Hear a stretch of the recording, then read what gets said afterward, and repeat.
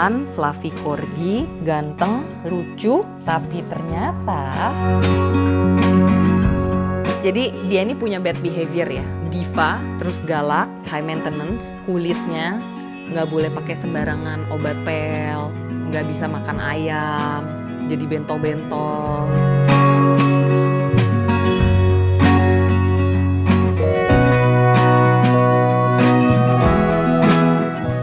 Hai, ketemu lagi di channel YouTube Super Triposem episode keempat. Kali ini kita akan bicara tentang Trooper. Trooper anjing impian aku dan anjing impian banyak orang. Nah, kita akan bahas Trooper. Apa sih dia, gimana sih? Kita saksikan ya episode yang keempat ini. Jadi, aku tuh asal mulanya punya Trooper. Diawali kan corgi pertamaku Warren. Terus aku lihat ternyata corgi itu anjing yang baik ya, penurut. Terus kita mau aktif dia aktif, kita lagi mau santai dia santai gitu. Jadi aku pikir waktu itu corgi itu anjing yang mudah kok. Aku pengen kasih teman buat Warren. Suatu hari aku lihat di Instagramnya Lowriders ada fotonya Trooper sama saudaranya dia. Pokoknya 2 fluffy corgi. Kupingnya tuh gede banget, lucu, terus yang bulunya lebat. Terus aku langsung tanya dong, ini anjing available nggak? Iya, masih available dua-duanya. Cuman ini salah satunya udah ada yang mau booking gitu. Biasalah kalau breeder kan create urgency gitu. Kalau emang mau ya sudah gitu kan, cepet. Aku pikir nambah nggak ya gitu. Terus karena aku ngelihat udah terobsesi sama fluffy corgi udah lama, dan aku ngelihat mukanya mereka berdua itu si Trooper dan Oli, paling nggak sampai 5 menit aku bilang oke, saya book ya yang satu. Terus dia tanya mau yang mana gitu. Terus saya minta foto-fotonya lagi deh. Akhirnya saya ambillah si Trooper ini. Jantan, fluffy corgi, ganteng, lucu, tapi ternyata dia tidak seperti Warren.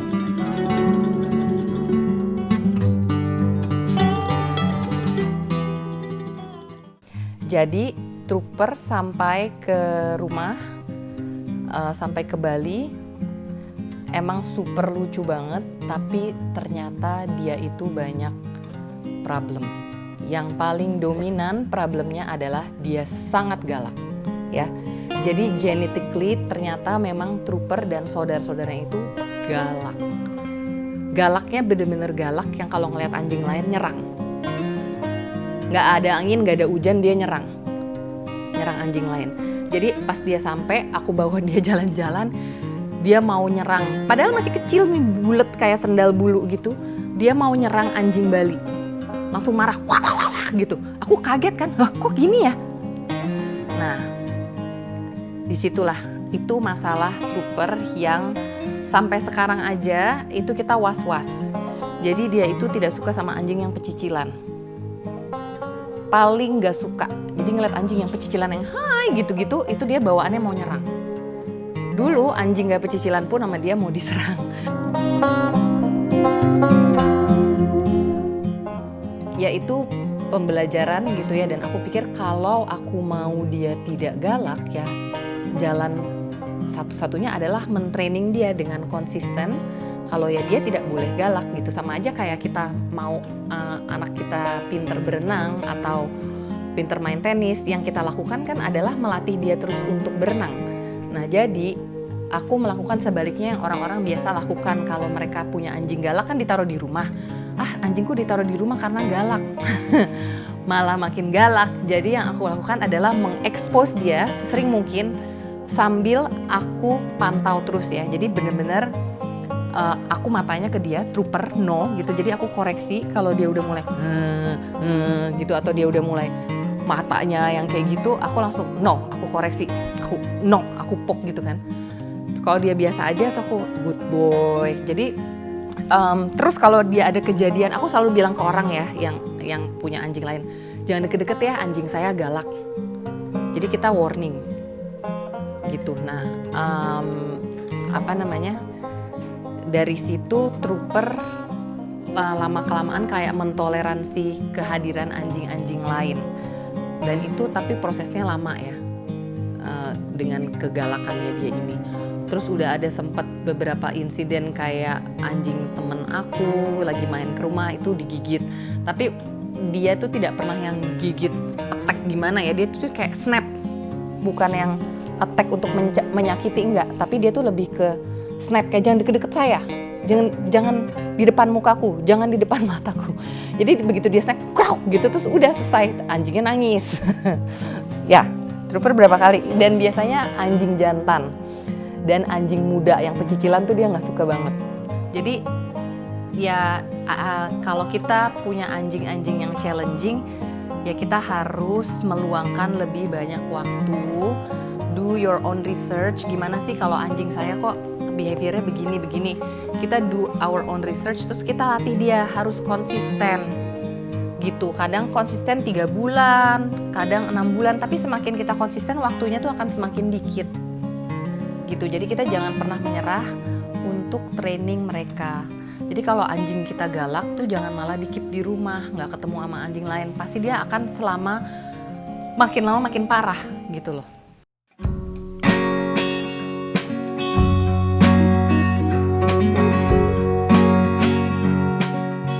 Pada saat itu pikirkan, oh kalau steril dia jadi nggak galak kali ya. Kurang galaknya gitu, steril lah.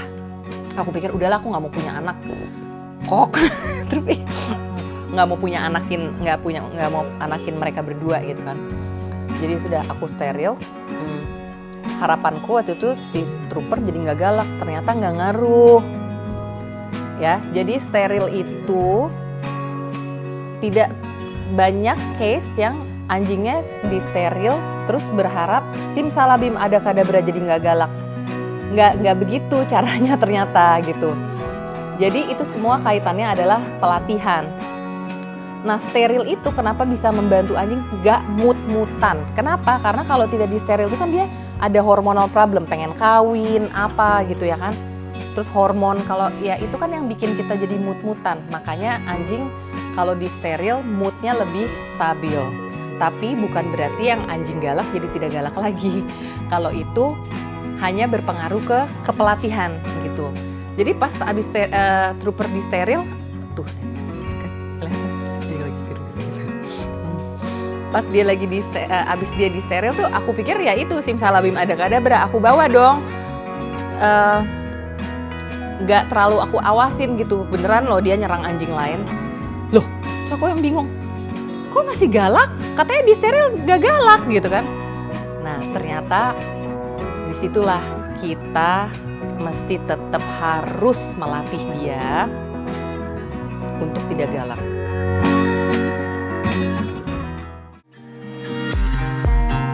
Jadi dia ini punya bad behavior ya, diva, terus galak, terus high maintenance, bulunya itu mesti disisir di ini di apa, kulitnya nggak boleh pakai sembarangan obat pel, terus nggak bisa makan ayam, jadi bentol-bentol, jadi kayak ada kerak-kerak di crouchnya dia, di sela-sela ininya, apa namanya?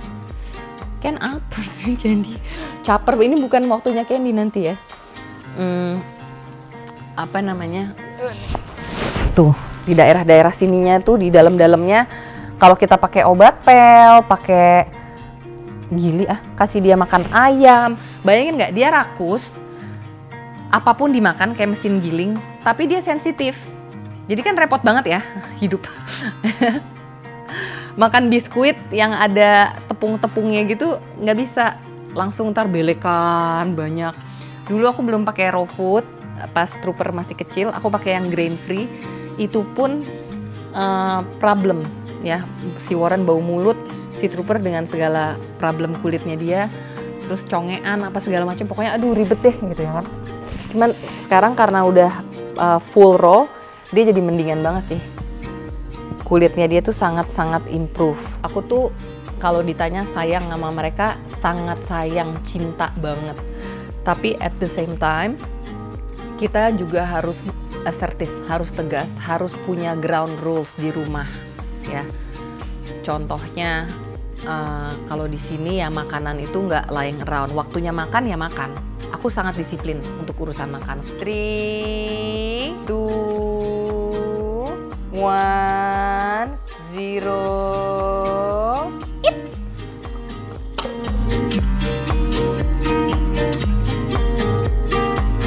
Trooper kalau piringnya kayak KitKat sama Warren gini, udah habis. Bener-bener kayak disapu aja sama dia. Brrrt gitu ya, selesai. Dia kan rakus. Nah, dia kan rakus. Jadi makan tuh sama dia kayak vacuum cleaner, disedot. Zzz. Terus dia dengan mukanya yang lucu kayak teddy bear gitu minta makan lagi. Jadi anjing-anjing seperti Trooper ini prone to health problems, yaitu obesitas. Ini anak kalau nggak direm makannya, kalau kita nggak takerin, bakalan obesitas. Apalagi kita ngeliat mukanya dia lucu ya, nggak tega gitu kan, pengen kasih makan terus. Nggak pernah ada kenyangnya. Ini dia tidak pernah ada kenyangnya. Gitu, jadi kita harus hati-hati banget. Dulu banget kejadian ya, kayak kita taruh abis makan ayam gitu kan, sembarangan taruh di tempat sampah, terus tempat sampahnya kebuka, itu dimakan namanya. Terus pernah juga, tapi corgi itu emang dasarannya rakus ya. Pernah juga kita Thanksgiving pesen turki. Turkinya itu kan roast turkey yang harum banget ya baunya. Itu KitKat naik meja, aku pikir ini ada apa, ada tikus, ada apa ya, aku udah kayak takut gitu kan, kayak siap-siap, kok ada bunyi kretek-kretek di meja. Pas aku lihat KitKat sama Trooper itu lagi menikmati turki di atas meja makan.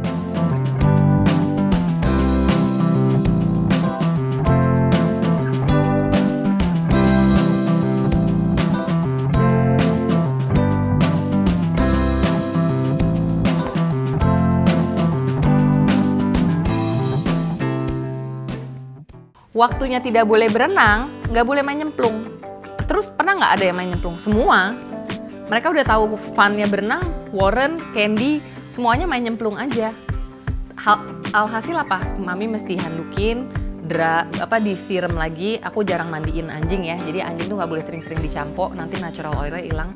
Kalau ada kejadian gitu, bilas pakai air bersih, terus dihandukin, di blow dry kan repot ya. Jadi kalau mereka main nyemplung ke kolam berenang, aku kunciin dari luar. Silakan kamu tinggal di luar. Jadi disiplin itu perlu. Karena anjing itu pack animal. Bayangin kalau packnya itu nggak beraturan, aur-auran, berantakan banget rumah kita pasti.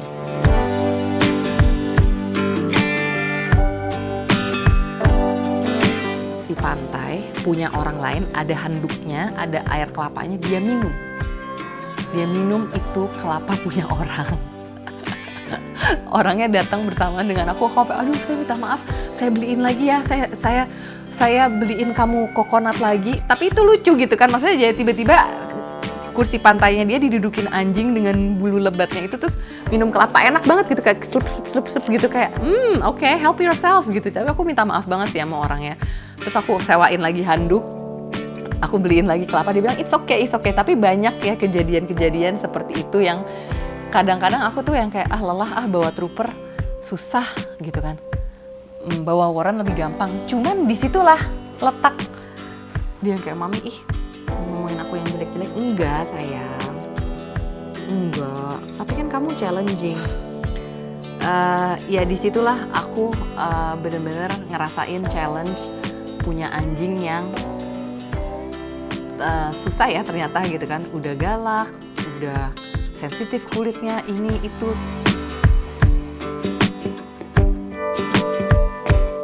Kita tuh kan sebagai manusia kayak pengen beliin leash yang bagus-bagus, mainan yang bagus-bagus, tapi ternyata yang paling dibutuhkan anjing yang paling dibutuhkan anjing itu adalah waktu. Jadi yang paling mereka butuhkan dari kita, manusianya mereka, parents-nya mereka, itu adalah waktu. Mereka butuh waktu kita. Waktu untuk melatih mereka lebih sabar, untuk sosialisasi dengan mereka.